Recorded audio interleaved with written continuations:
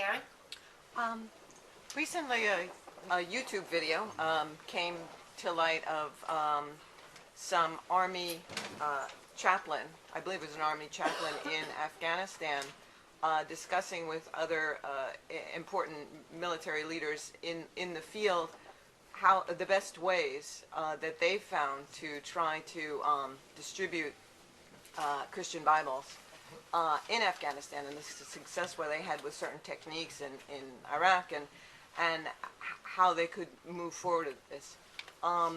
Considering how many evangelicals are in the current United States military and how embedded they are now in Afghanistan and Iraq, how would you suggest that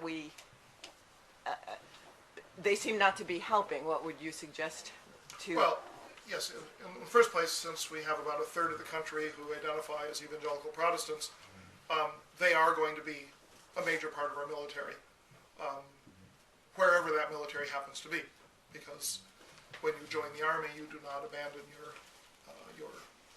your culture, your faith, whatever it is. So there's no way to screen this sort of thing.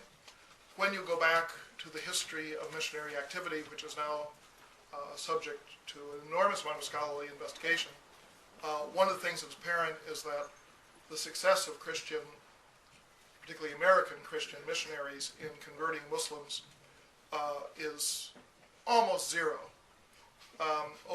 They started trying in the 1830s and up to World War II had almost zero success.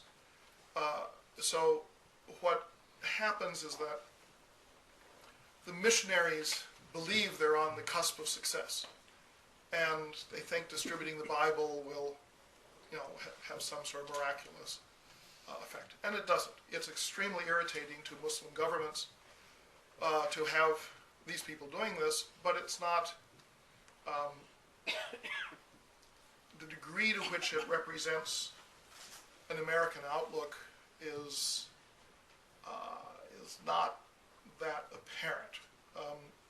Back in the middle of the 90s, I was in Kyrgyzstan with a group of people from Colombia, and we had a meeting with the deputy Qadi, the deputy chief Islamic judge of Kyrgyzstan in Central Asia, because we were told he was the most important, that the official Qadi was a figurehead, and that this was a guy who really was in charge of things with dealing with Islam.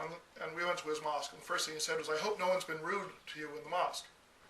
And we said no. He said, "Oh, good, because people are really irritated at the Americans because they are flooding television with evangelical messages, because it's so cheap for them to buy television time, and the missionaries are everywhere." And on that trip, I stood behind a gentleman in his 60s who was carrying on a conversation with a person in line at the Tashkent airport.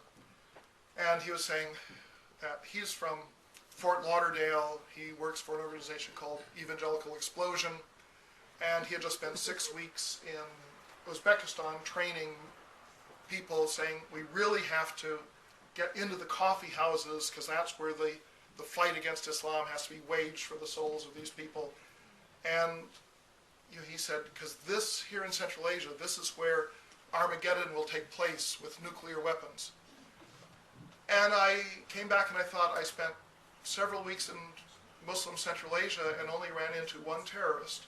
And he was a Protestant from Florida. And it is a problem, whether it's in the military or elsewhere. Right now, the two most abundant exporting countries for religious zealotry are the United States and Saudi Arabia. And in both cases, the money does not come from the government. It comes from the contributions of the devout. We in this country tend to deplore the spread of Saudi versions of Islam. But I think it's equally deplorable the degree to which we are spending treasure and personnel in spreading overly zealous versions of Christianity. I'm confident, however, that within the military, there's a ceiling in this, where you get up to civilian control of the military, that is not going to succumb to the zeal of these officers.